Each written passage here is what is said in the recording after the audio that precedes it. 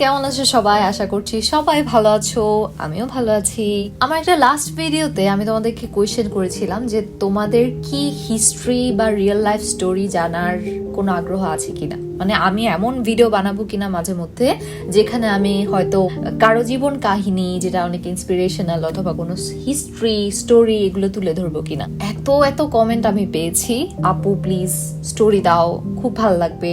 মানে মেয়েরা যখন জ্ঞান পিপাসু হয়, মেয়েরা যখন কিছু জানার আগ্রহ থাকে, নতুন নতুন ইনফরমেশন জানার, পাস্ট জানার, হিস্ট্রি জানার, তখন আমার ওই মেয়েগুলোকে না এত কুল লাগে। ট্রাস্ট মি, ওই মেয়েগুলো অনেক কুল হয়। বাট নট ওই মেয়েগুলা পাশের বাসায় কি চলছে, অন্যের লাইফে কি চলছে সেটা জানার আগ্রহ যাদের থাকে তারা কিন্তু আবার কুল না, তারা হচ্ছে ব্যাকুল। তো আজকে ভিডিওটা অবভিয়াসলি অনেক স্পেশাল বিকজ আজকে আমাদের প্রথম স্টোরি রিলেটেড ভিডিও। এটা হিস্ট্রি না, এটা একজনের জীবন কাহিনী, যেটা কোনো রূপকথার গল্প না। এবং রূপকথার গল্পের মতো এখানে কোনো অপরূপা সুন্দরী রাজকন্যা হ্যাপি এন্ডিং এরকম কিছুই নেই। আজকে আমরা বলবো পৃথিবীর সবচেয়ে কুৎসিত নারীর গল্প। কি শুনতে খুব খারাপ লাগলো তাই না? আমার মুখ থেকে কথাটা শুনতে খুব বাজে শোনালো না? পৃথিবীর সবচেয়ে কুৎসিত নারীর গল্প। খারাপ হলেও সত্যি, একজন নারী এমন বেঁচেছেন পৃথিবীতে যার উপাধি ছিল পৃথিবীর সবচেয়ে কুৎসিত নারী। আজকে আমরা জানবো ম্যারিয়ান বেভেনের জীবন কাহিনী। কেন তার নাম হলো পৃথিবীর সবচেয়ে কুৎসিত নারী, কেন এত নিষ্ঠুর একটা উপাধি দেওয়া হলো, সেটা যদি আমরা পুরো গল্পটা শুনি হয়তো গল্প শেষে আমরা অনেক কিছু শিখবো। গল্প শেষে হয়তো আমরা এমন অনেক জিনিস রিয়েলাইজ করব যেগুলো আসলে আমাদের লাইফে অনেক কাজে আসবে, hopefully. So let's get into ইট।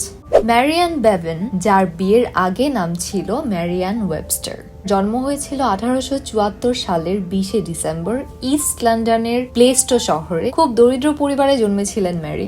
তারা ছিলেন 8 ভাই বোন এবং 8 ভাই বোনের মধ্যে তিনি ছিলেন সাধারণ একটা বাচ্চা। তার মধ্যে তেমন কোনো অ্যাবনর্মালিটিস, তেমন কোনো অসুখ বা কিছুই ছিল না। মা বাবাকে সাহায্য করে 8 ভাই বোনের সাথে খেলাধুলা করেই তার দিন কেটে যেত। দিন গেল, মাস গেল, বছর গেল, ছোট্ট ম্যারি আস্তে আস্তে যৌবনকালে পা দিল। এবং যৌবনকালে পা দেওয়ার পরে ম্যারি রিয়ালাইজ করলো যে ম্যারি পেশাদারী একজন নার্স হতে চান, তিনি সেবিকা হতে চান। এটা তার ইচ্ছার পাশাপাশি তার প্রয়োজনীয়তাও ছিল, কারণ তিনি ছিলেন একজন দরিদ্র পরিবারের সন্তান। সেহেতু পেশা এবং নেশা হিসেবে তিনি যদি একজন নার্স হতে পারেন তাহলে তিনি পরিবারের কাজে আসবেন এবং নিজের যোগ্যতা প্রমাণ করতে পারবেন। আমাদের অনেকের অনেক ইচ্ছা থাকে কিন্তু ডিটারমিনেশন থাকে না। ম্যারি ছিল ডিটারমাইন্ড, তিনি একজন নার্স হবেন এবং সেই অনুযায়ী তিনি তার নার্সিং কোর্স শুরু করেন। যৌবনে পা রাখতেই তিনি তার নার্সিং কোর্স শুরু করেন এবং 1890 শতকের শেষের দিকে তিনি তার নার্সিং কোর্স কমপ্লিট করেন এবং 1902 সালে তিনি একজন পরিপূর্ণ পেশাদার নার্স হিসেবে কাজ শুরু করেন। ম্যারির তখনকার ছবি দেখলে দেখা যায় খুব মায়াময়ী চেহারার একটা সাধারণ মেয়ে, ব্রুনেট। ব্রুনেট মানে যাদের চুল বাদামি অথবা কালো তাদেরকে ব্রুনেট বলে। একজন পেশাদার নার্স যে পরিবারে সাহায্য করে এবং যে সব দিকে পারফেক্ট। একে তো মায়াময়ী, তার উপর একজন নার্স। ম্যারির বিয়ে হতে বেশি দিন সময় লাগেনি। অবশেষে ম্যারির বিয়ে হয় থমাস বেভেনের সাথে এবং বিয়ের পর ম্যারি অ্যান ওয়েবস্টারের নাম হয়ে যায় ম্যারিয়ান বেভেন। থমাস বেভেন ছিলেন একজন ছোটখাটো সবজি ব্যবসায়ী। সাংসারিক জীবনটা ছিল খুব সাদামাটা এবং খুব সুন্দর। 1903 সালে থমাস আর ম্যারির বিয়ে হয় এবং 1910 সালের ভেতর তাদের 4টা ফুটফুটে সন্তান হয়। ছোটখাটো সংসার, তেমন ঝামেলা নেই, খুব ভালোই চলছিল তাদের সংসার। তারা ছিলেন একে অপরের পরিপূরক, তারা একে অপরকে সাহায্য করতেন। একজন কাজে থাকলে অপরজন বাচ্চাদেরকে সামলাতেন, ঘরের কাজ করতেন। এভাবেই তাদের খুব সুন্দর একটা সম্পর্ক ছিল। এটাই তো সবার স্বপ্ন, সুন্দর একটা সাদামাটা সংসার, সুন্দর একটা সাদামাটা পরিবার যেখানে সুখ থাকবে, একে অপরের পরিপূরক হবে। এর বেশি আর কি চাই? কিন্তু ম্যারির এই সুখের সংসার বেশি দিন টেকেনি। 1906 সালে এক বিরল রোগে আক্রান্ত হয় ম্যারি, যার নাম অ্যাক্রোম্যাগলি। আমি ডাক্তার নই, তবে ছোটখাটো ভাবে যদি তোমাদেরকে বলি তাহলে যখন একজন মানুষ অ্যাক্রোম্যাগলিতে আক্রান্ত হন তখন পিটুইটারি গ্ল্যান্ড অতিরিক্ত মাত্রায় আমাদের গ্রোথ হরমোনগুলো নিঃসৃত করতে থাকে, যার কারণে আক্রান্ত রোগীর শরীরের বিভিন্ন অংশ বিকৃত হতে থাকে। অ্যাক্রোম্যাগলিতে আক্রান্ত হলে প্রথম দিকে রোগীর হাত পা ফুলে যায় এবং হাত পার আকৃতি বিকৃত হতে থাকে। চোয়াল নিচের দিকে ঝুলতে থাকে এবং চোয়াল বড় হতে থাকে, চামড়া শক্ত হয়ে যায়, চামড়া খসখসে হয়ে যায় এবং ভয়েস কণ্ঠ দিন দিন ডিপ হতে থাকে। অর্থাৎ দিনকে দিন একটা মানুষ স্বাভাবিক থেকে অস্বাভাবিক আকৃতি ধারণ করে। আমাদের ম্যারি, আমাদের পারফেক্ট ম্যারি, যে ছিল মায়াময়ী, গুণবতী, যার ছিল অনেক ডিটারমিনেশন, যার ছিল একটা পেশা, সে দুর্ভাগ্যবশত আক্রান্ত হয় অ্যাক্রোম্যাগলিতে। এবং দুঃখের বিষয় হলো সেই যুগে অ্যাক্রোম্যাগলির কোনো ট্রিটমেন্ট ছিল না। আর এখনকার যুগে অ্যাক্রোম্যাগলি যদি খুব শুরুর দিকে ধরা পড়ে তাহলে ট্রিটমেন্ট সম্ভব, আমি যতটুকু জানি। অ্যাক্রোম্যাগলি যে শুধু মানুষকে অস্বাভাবিক একটা রূপ দেয় বা শরীরের বিভিন্ন অংশকে অস্বাভাবিক করতে থাকে, শুধু তা নয়, অ্যাক্রোম্যাগলিতে আক্রান্ত হলে মানুষের হাড়ে ব্যথা, প্রতিটা জয়েন্টে ব্যথা, মাথা ব্যথা এবং দৃষ্টিশক্তি কমে যাওয়া, এই কষ্টগুলো পর্যন্ত পোহাতে হয়। এই সবকিছুর মধ্যেও কিন্তু ম্যারি ভেঙে পড়েনি। সে চাচ্ছিল সে তার পেশা চালিয়ে যাবে। তবে একটা নির্ভরযোগ্যতা ছিল থমাস বেভানের উপর, যে তার স্ত্রীর দুঃসময়ে তার হাত ছাড়েনি। থমাস ম্যারিকে বলে, তোমার চাকরি করার কোনো প্রয়োজন নেই, আমি চাকরি করব, আমি বাড়তি চাকরি করব, আমি বাসায় বাচ্চাদের দেখাশোনা করব, তুমি নিজের যত্ন নাও, তুমি নিজের খেয়াল রাখো। কিন্তু আমাদের ম্যারি থেমে থাকার মতো মেয়ে না। সে যতদিন পারে সে মানব সেবা করে যাবে। ম্যারিয়ান বেভানের দুঃখ এখানেই শেষ হয়নি। ক্লিনিকে চাকরির সময় তার শরীরে যখন তার রোগের বিভিন্ন সিমটমগুলো দেখা যাচ্ছিল, তার হাত পা বিস্তীর্ণ হয়ে যাচ্ছিল, তার চোয়াল বড় হয়ে যাচ্ছিল, তার চোখ ফুলে যাচ্ছিল, তার কণ্ঠস্বর গভীর হয়ে যাচ্ছিল, ঠিক সেই সময় মানুষের উপহাস, রোগীদের উপহাস, যাদের সে সেবা করছে, তার কলিগদের উপহাস, এগুলো তো আছেই। এগুলো সাথে নিয়েই ম্যারি চাকরি করত এবং চেষ্টা করত এগুলোকে অ্যাভয়েড করে সে নিজের পেশায় নিজে থাকবে, নিজে রুজি রোজগার করবে এবং তার সংসার সে চালাবে। অবশেষে মানুষের তিরস্কার, মানুষের উপহাস, এগুলো সহ্য করতে না পেরে ম্যারি ক্লিনিকের চাকরি, অর্থাৎ তার এত শখের চাকরি নার্সিং ছেড়ে দেয়। নিজের শখের এবং নেশার পেশা ছেড়ে দিয়ে ম্যারি যখন ছোটখাটো অড জব করছিল, ক্লিনিং বা যেটা পারে সেটা, যতই অড জব হোক, ম্যারি চাকরি করে যাচ্ছিল। ঠিক এই সময় আরেকটা দুর্ভাগ্য, আরেকটা আনফরচুনেট ঘটনা ম্যারির জীবনে ঘটে। 1914 সালে ফার্মে চাকরি করতে গিয়ে, ফার্মে চাকরিরত অবস্থায় বা কাজ করার অবস্থায় থমাস বেভান, ম্যারির হাজবেন্ড, স্ট্রোক করে মৃত্যুবরণ করেন। একটা মানুষের ভাগ্যে আর কতটুকু দুঃখ লেখা থাকতে পারে। ম্যারি তখন একা হয়ে পড়ে। 4টা ছেলে মেয়েকে সে কিভাবে চালাবে? এই ছোটখাটো রাস্তা ঝাড়ু দেয়া বা মানুষের টয়লেট পরিষ্কার করা, এসব করে ম্যারি তার ঘর চালাতে পারছিল না। 4টা ছেলে মেয়ের পড়াশোনার বন্ধ হওয়ার অবস্থা। শুধুমাত্র মৌলিক চাহিদাগুলো মেটাতে, খাবার যোগান দিতে ম্যারি ছোটখাটো যে চাকরিগুলো করতো, সেখানেও ম্যারিকে নিয়ে অনেক উপহাস করা হতো। ম্যারির আকৃতি নিয়ে ম্যারিকে ভেঙানো হতো বা তাকে আমি আসলে কখনো শব্দে প্রকাশ করতে পারবো না যে ম্যারিকে কি কি সহ্য করতে হয়েছে। এবং তোমরা যখন ইমেজিন করবা, তোমরা যখন চিন্তা করবা, মানে নিজেকে সেই জায়গায় কল্পনা করবা, তখন তোমরা চিন্তা করবা যে এই মানুষটাকে কি কি সহ্য করতে হয়েছে। কারণ উপহাস করতে তো আমরা মানব জাতি খুব ভালোই পারি। আমরা মানব জাতি যেখানে একটা মানুষ বেটে হলে, কালো হলে বা একটা মানুষ মোটা হলে বা শুকনা হলে যেখানে আমরা তাকে ছাড়ি না, আর সেই জায়গায় ম্যারিয়ান বেভানকে কি কি সহ্য করতে হয়েছে, তাও ওই যুগে, যেই যুগে মানুষের মুখের ফিল্টার ছিলই না। নিষ্ঠুর মানুষদের উপহাস, ঠাট্টা তামসা সহ্য করে, ছোটখাটো চাকরি করে, অর্জব করে যখন ম্যারি কোনোভাবে তার 4 সন্তানের খাবারের যোগান দিচ্ছিল, তখন কোনো একদিন ম্যারি খবরের কাগজে একটা বিজ্ঞপ্তি দেখতে পায়। বিজ্ঞপ্তিটা যদি আমি বাংলায় বলি তাহলে বিজ্ঞপ্তিটা ঠিক এমন ছিল: সন্ধান চাই একজন কুৎসিত মহিলার, অতটা ঘৃণ্য, বিকলাঙ্গ বা বিকৃত নয়, ভালো বেতন নিশ্চিত এবং সফল আবেদনকারীদের জন্য দীর্ঘস্থায়ী চাকরির ব্যবস্থা, সাম্প্রতিক ছবি পাঠান। বিজ্ঞপ্তিটা দেখে ম্যারিয়ানের প্রথমে যদিও একটু সন্দেহ হয় এবং বিব্রত মনে হয় যে আমি কি আমার ছবি পাঠাবো একটা কুৎসিত নারী হিসেবে। তারপরও তিনি সেই অবস্থায় যেরকম জীবনযাপন করছিলেন এবং যেরকম জীবদ্দশায় ছিলেন, তিনি একটা চান্স নেন এবং নিজের কিছু সাম্প্রতিক ছবি তুলে বিজ্ঞপ্তির ঠিকানায় পাঠিয়ে দেন। বিজ্ঞপ্তিটি ছাপিয়েছিলেন ইউরোপিয়ান একজন এজেন্ট ক্লড বার্ট্রাম, যিনি কাজ করতেন আমেরিকান সার্কাস বার্নাম এন্ড বেইলির জন্য। ম্যারিয়ানের পাঠানো ছবি বার্ট্রামের নজরে পড়ল এবং বার্ট্রাম ভেবে দেখলো যে এরকম কুৎসিত নারী দেখতে অবশ্যই অনেক দর্শক আসবেন। তিনি অবশ্যই যদি ম্যারিয়ানকে কুৎসিত নারী হিসেবে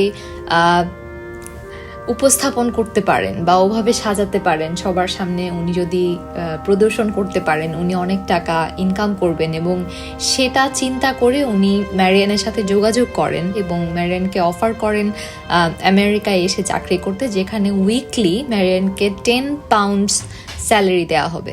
প্রথমে ইতস্তত বোধ করলেও ম্যারিয়ান নিজের জীবনের কথা চিন্তা করে এবং 4 সন্তানের কথা চিন্তা করে ইউনাইটেড কিংডম ছেড়ে আমেরিকা মুভ করেন এবং বার্নাম এন্ড বেইলিতে চাকরি শুরু করেন।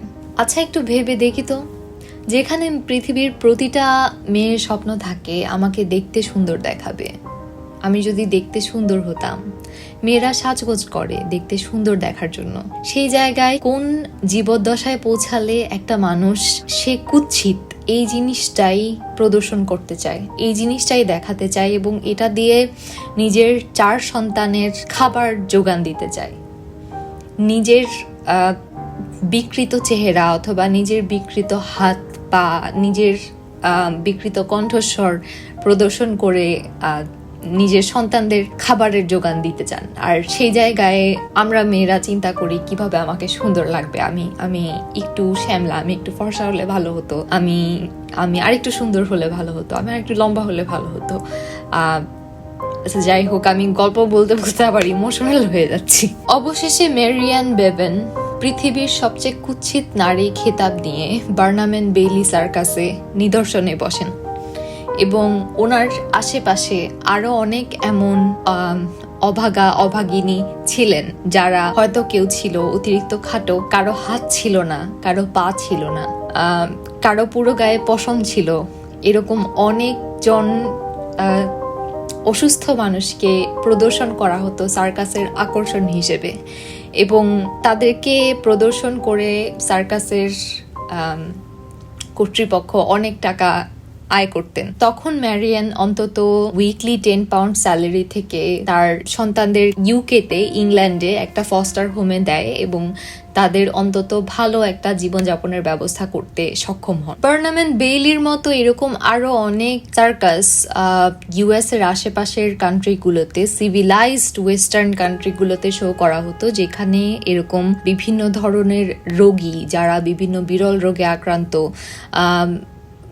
বলতে আসলে খারাপ লাগে, যারা বিভিন্নভাবে বিকলাঙ্গ বা সবার চেয়ে একটু আলাদা, তাদেরকে শো করা হতো এবং কর্তৃপক্ষ বা মালিক পক্ষ যেই টাকাটা আর্ন করত এসব মানুষকে শো করে, ম্যারিয়ানের মতো অসহায় মানুষদেরকে আকর্ষণ হিসেবে শো করে এর অনেকটুকু কম আসলে ওই আকর্ষণ যারা ম্যারিয়ান তাদেরকে দেয়া হতো। আর যেসব দর্শকরা আসতেন তারা এই হীনমন্যতাকে এনজয় করতেন এবং অনেক সময় হতো কি এক একজন আকর্ষণ, যেমন ম্যারিয়ান বেভেন ছিলেন পৃথিবীর সবচেয়ে কুৎসিত নারী, এই আকর্ষণ, তো ওনার নামে একটা বানোয়াট গল্প ওখানে সাজানো হতো এবং ওই গল্পটা পড়ে মানুষ তাকে দেখতো, দেখে গালিগালাজ করতো। তখনকার দর্শকরা এটা ওটা ছুঁড়ে মারতো বা থুথু মারতো, মানে যত সব বাজে আচরণ আছে সব করতো।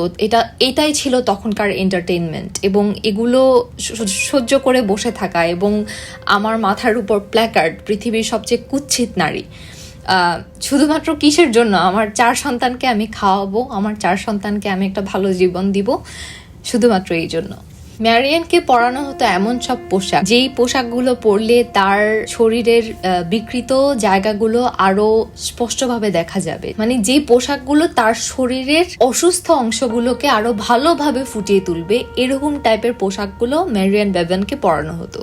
তবে ম্যারিয়ান চাকরি শুরু করার সাথে সাথে ম্যারিয়ান বার্নাম এন্ড বেইলি সার্কাসের সবচেয়ে বড় আকর্ষণ হয়ে যায় এবং ম্যারিয়ানের দর্শকই সবচেয়ে বেশি ছিল, যার কারণে খুব শীঘ্রই আমেরিকার হেড অফ সার্কাস অ্যাসোসিয়েশন ম্যারিয়ানের সঙ্গে যোগাযোগ করে। ম্যারিয়ানকে প্রস্তাব দেওয়া হয় সে যেন পার্মানেন্টলি তাদের স্টাফ হয়ে জয়েন করে এবং পার্মানেন্টলি ইউকে থেকে ইউনাইটেড স্টেটসে মুভ করে।